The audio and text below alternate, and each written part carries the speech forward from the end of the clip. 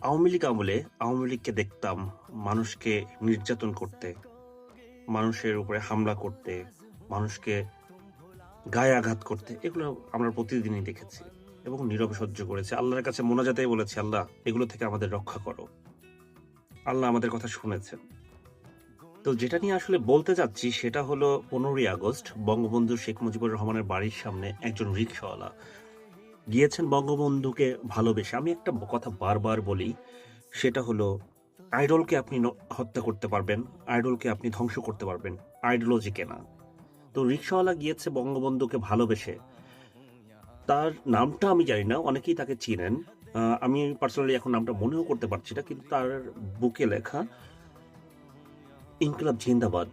তার মানে বুঝে নিতে হবে যে উনি কালচারাল সেন্টার, ইনকিলাব কালচারাল সেন্টার বা হাদিজেই মতাদর্শে বিশ্বাসী ছিলেন, সেখানকার কেউ। তো তাকে আমি দেখলাম এক রিক্শাওয়ালাকে প্রচন্ড রকমের থাপ্পড় দিতে, যে কেন তিনি বঙ্গবন্ধুকে ভালোবাসেন।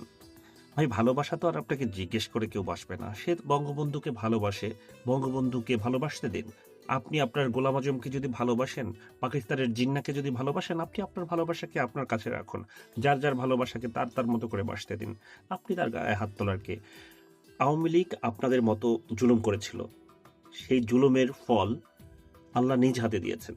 জুলুমবাজ হয়েন না।